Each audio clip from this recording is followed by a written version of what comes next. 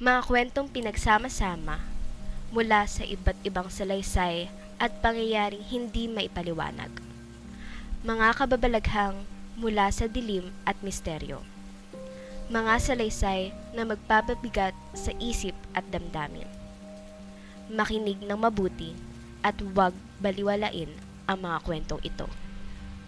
Ako si Miss Lara at ito ang mga Tagalog Horror Stories. Shoutout sa nag-comment sa last video natin. Para mapasalamatan ko kayo sa pagsuporta sa pagbago ng aking content mula impormasyon hanggang ngayon na tungkol sa horror stories na, magkakaroon tayo ng 100 giveaway sa 10 lucky subscribers pag naabot natin ang 2K subscribers. I-comment nyo sa baba ang hashtag Miss Lara para makasali kayo sa ating giveaway. Maraming salamat at sana magpatuloy ang inyong suporta. Bago tayo magsimula, gusto ko lang linawin na hindi ito mga personal kong karanasan. Ang mga kwentong ito ay matagal nang umiikot sa internet na ikukwento ko sa paraang parang ako mismo ang nakaranas nito. Kaya mula rito, isipin ninyo na ako ang nasa kwento. Isa akong surgeon sa isang malaking ospital.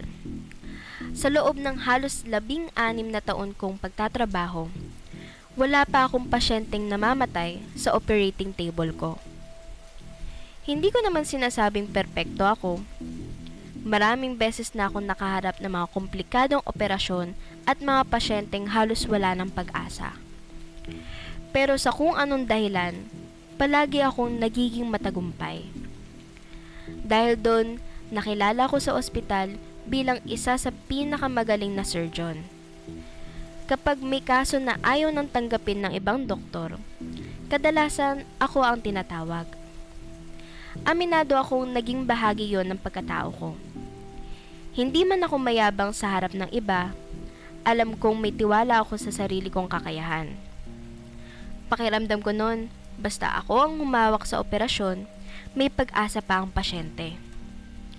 Hanggang sa dumating ang araw na nagbago ang lahat. Isang dalagang nasa kalagitnaan ng 20 taong gulang ang dinala sa ospital dahil sa isang seryosong kondisyon na nangangailangan ng agarang operasyon. Mahirap ang kaso niya, pero hindi yun pinakamahirap na nahawakan ko. Nang suriin ko ang lahat ng resulta ng mga pagsusuri, kampante akong kaya ko siyang iligtas. Nagsimula ang operasyon ng maayos. Ilang oras kami nasa operating room. Nakatuon ang lahat ng atensyon ko sa bawat galaw ng kamay ko. Tahimik ang buong silid maliban sa tunog ng mga makina at mga utos ko sa mga nurse.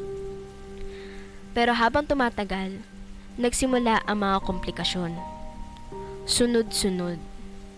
Isa pagkatapos ng isa. Parang may kung anong pumipigil sa amin. Ginawa ko ang lahat. Lahat-lahat. Pero sa huli, tumigil ang tibok ng puso niya. At sa unang pagkakataon sa buong karera ko, namatayan ako ng pasyente.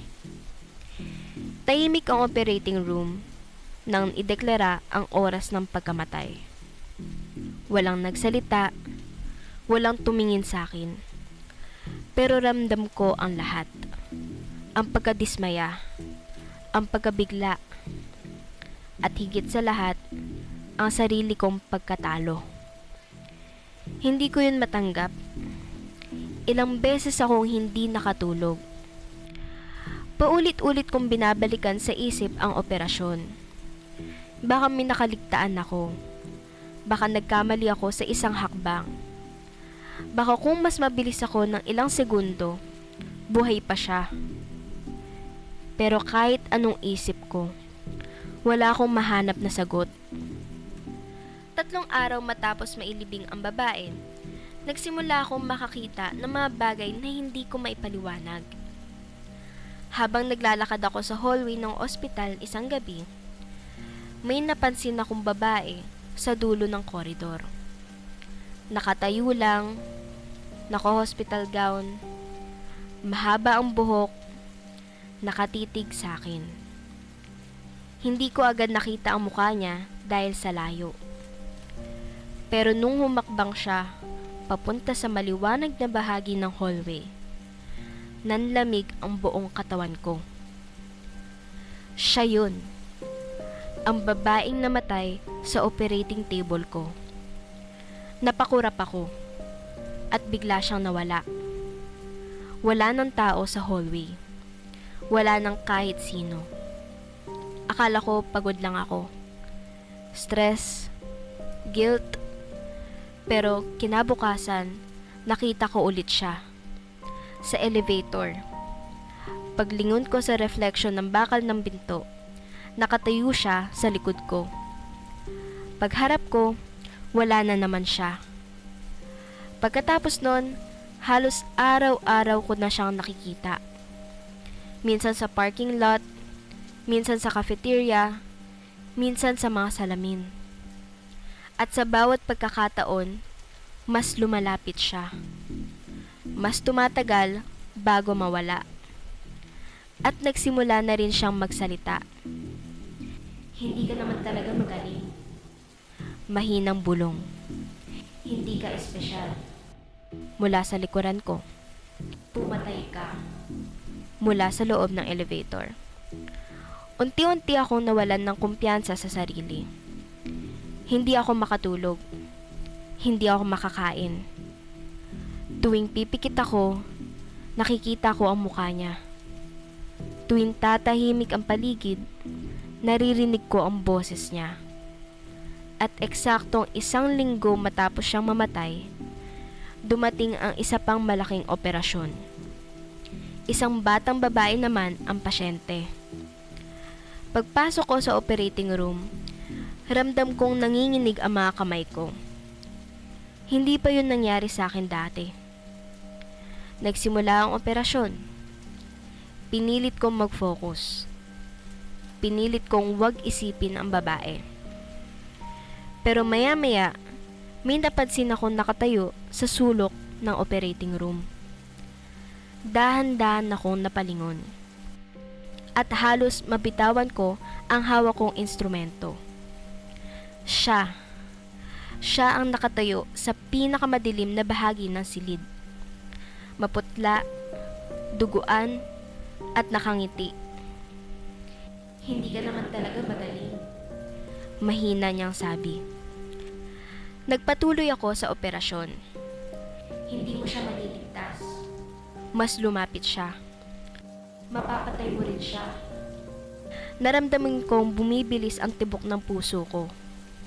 Namamawis na ako. Parang hindi ako makahinga. Katulad ng ginawa mo sa akin. Paulit-ulit niyang sinabi yon. Paulit-ulit, paulit-ulit, at paulit-ulit. Habang tumatagal ang operasyon, lalo siyang lumalapit. Hanggang sa halos katabi ko na siya. Nakayuko siya sa tenga ko at bumulong. Papatayin mo siya. Sa puntong yon, muntik na akong sumuko. Muntik na akong umatras. Muntik na akong ibigay sa ibang surgeon ang operasyon. Pero nang tignan ko ang batang nakahiga sa operating table, may isang bagay akong naunawaan. Hindi ako natatakot sa babae. Natatakot ako sa posibilidad na hindi ako perpekto. Na tao lang din ako. Na kahit gaano ko kagaling, may mga buhay na hindi ko kayang iligtas. At nang tanggapin ko yun, biglang tumahimik ang lahat. Hindi ko na pinansin ang babae.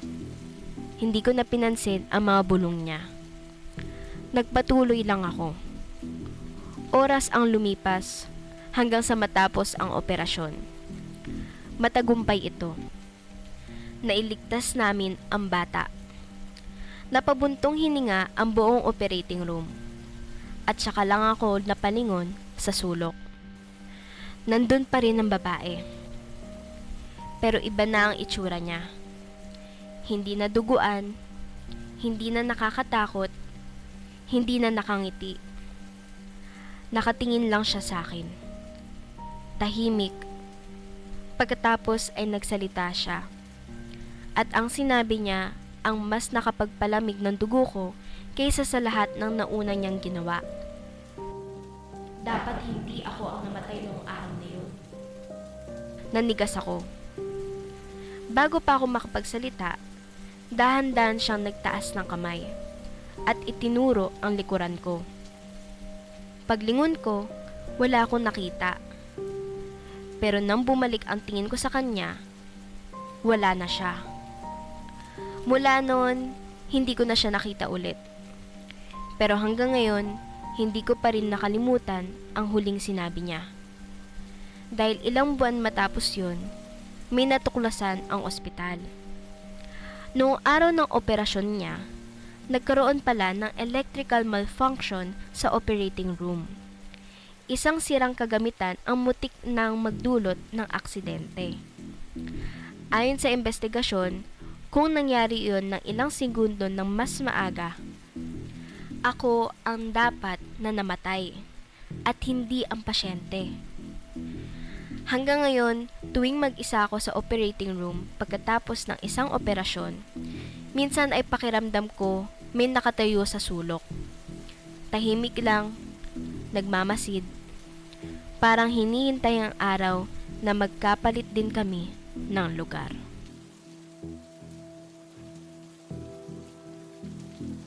Intern nurse pa lang ako noon sa isang pribadong ospital sa Cavite.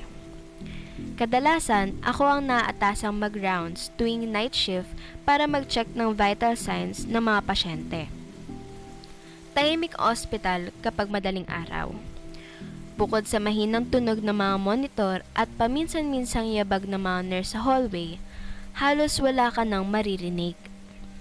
Kahit ilang buwan na akong intern, hindi pa rin ako sanay sa kakaibang pakiramdam ng pagtatrabaho habang natutulog ang buong mundo.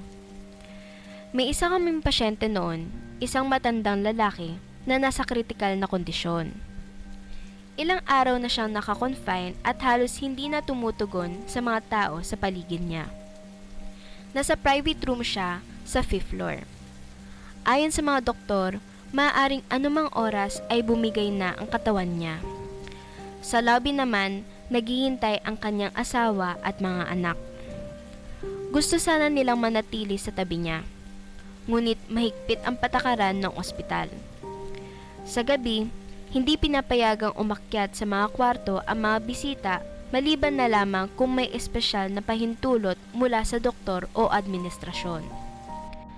Bandang 2:00 na madaling araw nang magsimula ang pinaka-nakakatakot na karanasan sa buhay ko. Pumasok ako sa silid na matanda upang kunan siya ng vital signs. Nang tingnan ko ang monitor, napansin kong pababa ng pababa ang kanyang blood pressure. Mahina na rin ang tibok ng kanyang puso. Hindi na normal ang mga numero. Ramdam kong may mali.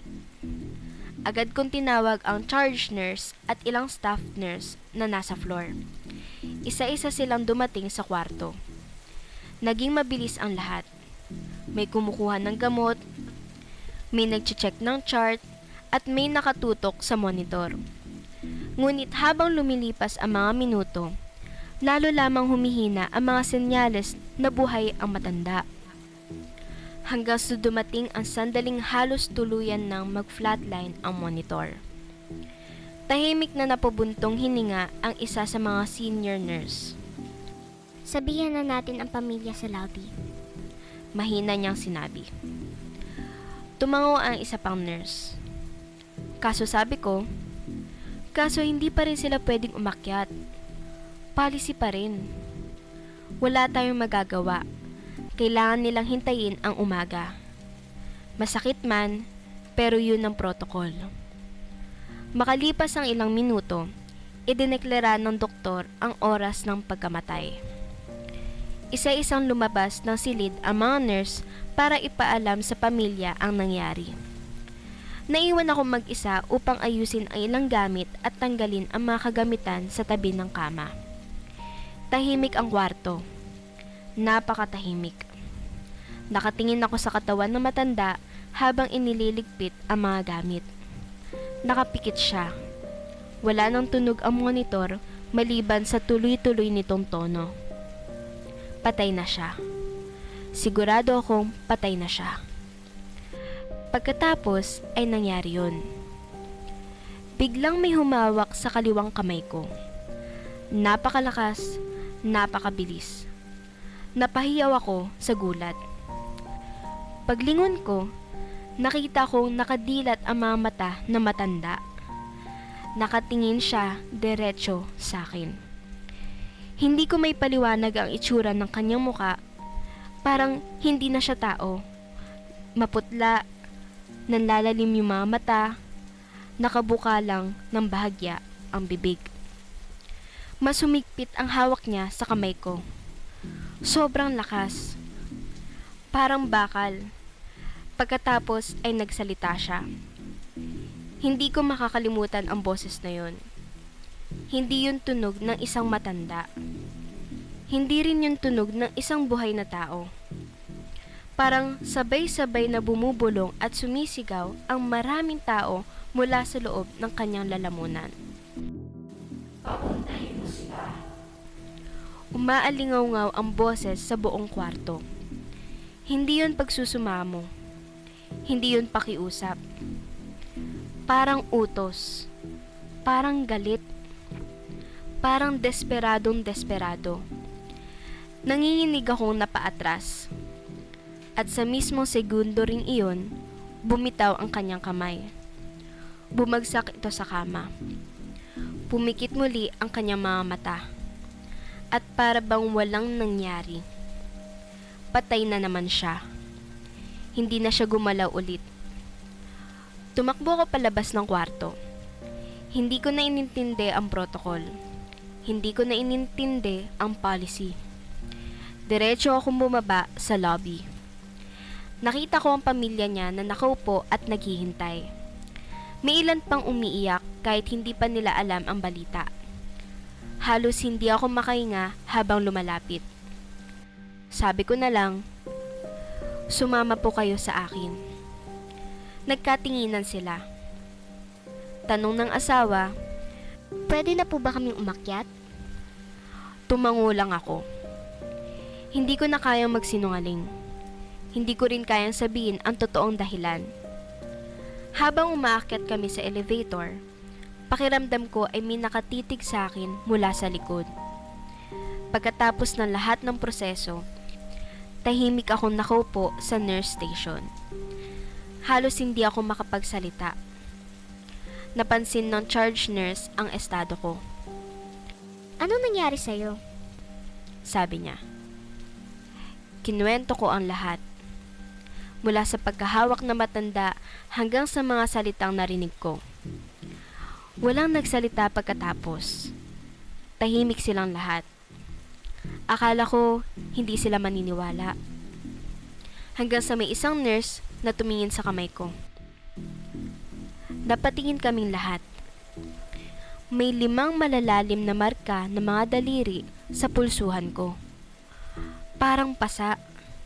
Parang may mahigpit na humawak doon. At unti-unti itong nangingitim habang nakatingin kami. Wala nang tumawa, wala nang nagbiro. Dahil alam nilang wala akong paraan para gawin yon sa sarili ko. Kinabukasan, nag-file ako ng sick leave. Hindi ko kayang bumalik. Hindi ko kayang makita ulit ang silid na yon. 3 araw akong hindi pumasok. Sinubukan kong kalimutan ang lahat. Sinubukan kong kumbinsihin ang sarili kong pagod lang ako. Baka guni-guni lang. Baka epekto ng stress. Pero sa ika-4 na araw, may nangyari na tuluyan ng sumira sa akin. Sumakay ako ng jeep papunta sana sa ospital. Tahimik lang ako nakaupo habang nakatingin sa bintana. Pagkatapos ay may umupo sa tabi ko. Hindi ko agad pinansin hanggang sa napatingin ako. At tumigil ang mundo ko. Ang matanda, ang pasyente, ang lalaking 3 araw ng patay. Nandoon. Katabi ko. Suot pa rin niya ang parehong hospital gown. Maputla pa rin ang balat at nakangiti siya. Hindi normal na ngiti. Masyadong malapad, masyadong pilit, at masyadong mali. Dahan-dahan siyang lumingon sa akin. Pagkatapos ay bumulong. Papuntahin mo sila. Nanigas ang buong katawan ko. At bago pa ako makagalaw, bigla siyang sumigaw. Papuntahin mo sila. Napahiyaw ako sa loob ng jeep. Napatingin sa akin ang lahat ng pasahero. May napamura pa sa gulat. Tumayo agad ako at bumaba kahit hindi pa tamang babaan. Paglingon ko sa jeep bago ito umalis, wala na ang matanda. Wala nang nakaupo sa tabi ko. Parang hindi siya naroon kailanman. Mula nun, hindi na muna ako bumalik sa ospital. At hanggang ngayon, tuwing sasakay ako ng jeep sa gabi, iniiwasan kong tumingin sa katabing upuan. Dahil minsan, sa gilid ng aking paningin, may nakikita akong isang matandang lalaki. Tahimik lang, nakangiti, at naghihintay na muli kong marinig ang kanyang huling pakiusap. O baka, babala. Papuntahin mo sila.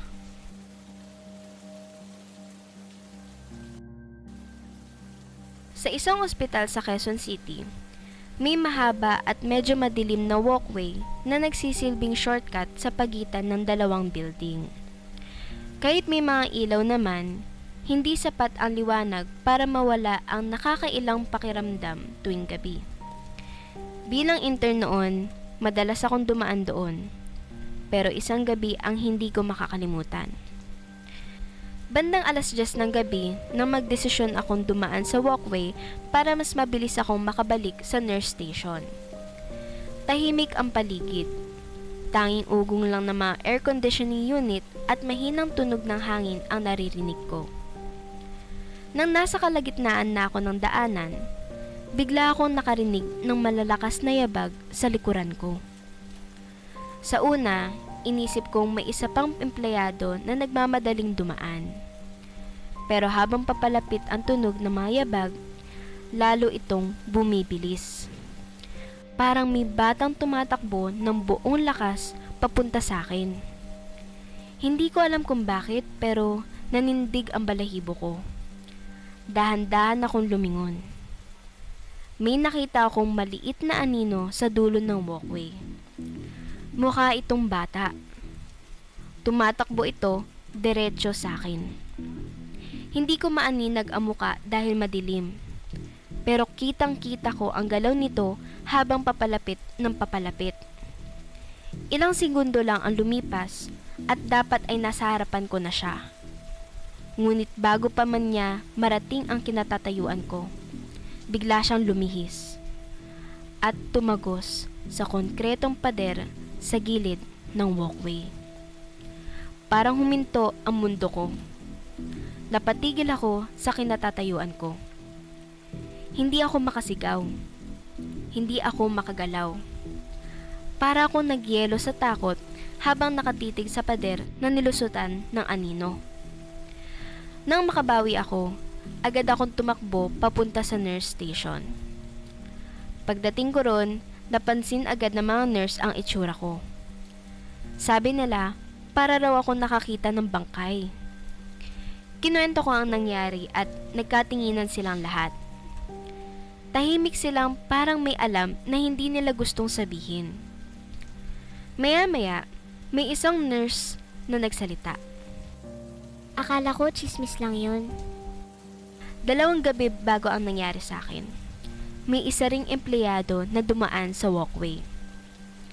Habang naglalakad siya, may nakasabay daw siyang batang lalaki na nakasuot ng puting hospital gown. Nagtaka siya dahil 10 oras na ng gabi at walang bantay ang bata. Ngumiti pa raw ito sa kanya habang sabay silang naglalakad. Pero may isang bagay na hindi niya napansin agad. Wala raw tunog ang mga yapak ng bata. Nang mapatingin siya sa ibaba, hindi sumasayad sa sahig ang mga paa nito. Lumulutang. Sa sobrang takot, tumakbo siya pabalik sa nurse station at halos mawalan ng malay. Tahimik ang buong silid matapos ikwento yun ng nurse. Akala ko tapos na ang lahat. Pero may idinagdag pa siya. Ayon sa kanya, maraming taon na ang nakalipas. May batang pasyente raw na namatay habang inililipat mula sa isang building papunta sa isa pa. Nagkaroon ng komplikasyon habang nasa daan. Hindi na siya umabot ng buhay sa kabilang building. Simula noon, may mga pagkakataong may nakakarinig ng batang tumatakbo sa walkway, kahit walang tao. Minsan naman, may nakikitang batang nakasuot ng hospital gown na naglalakad mag-isa sa gabi. Kinabukasan, dahil hindi ako mapakali, tinanong ko ang isa sa mga matagal ng staff kung totoo ba ang kwento. Hindi siya sumagot agad. Sa halip, dinala niya ako sa lumang bulletin board sa records room. May nakapaskil na kupas na litrato ng isang batang pasyente. Nanlamig ang buong katawan ko. Siya ang batang nakita kong tumatakbo sa akin. Parehong muka, parehong katawan, parehong hospital gown. Pero ang mas nakakatakot, namatay siya mahigit 10 taon na ang nakalipas.